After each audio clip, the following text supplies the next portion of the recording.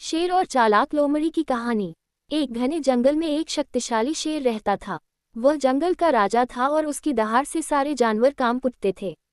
शेर प्रतिदिन शिकार करता और अपना पेट भरता। धीरे धीरे जंगल के जानवर डरने लगे कि अगर यह ऐसे ही चलता रहा तो कोई भी सुरक्षित नहीं रहेगा। जानवरों ने मिलकर एक योजना बनाई और शेर के पास गए।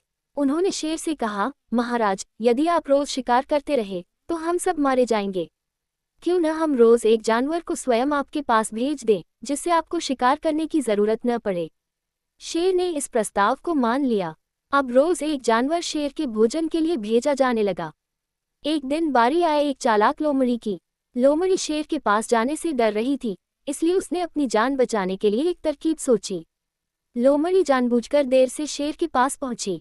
शेर भूख से तिलमिला रहा था और गुस्से में दहाड़ते हुए बोला, इतनी देर क्यों हुई?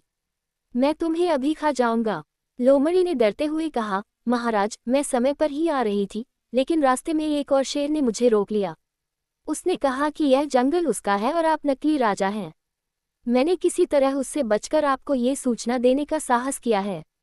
शेर यह सुनते ही आग बबूला हो गया और गरज कर बोला, मुझे उस शेर का ठिकाना दिखाओ, मैं अभी उसे सबक सिखाता हूँ। लोमड़ी शेर को एक गहरे कुएं के पास ले गई और बोली, महाराज, वह शेर इसी कुएं में रहता है। शेर ने जैसे ही कुएं में झांका, उसे अपनी ही परछाई दिखाई दी, जो पानी में प्रतिबिंबित हो रही थी।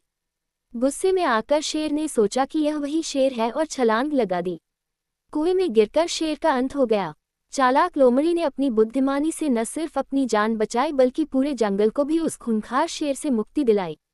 शिक्षा, बुद्धि बल से अधिक शक्तिशाली होती है।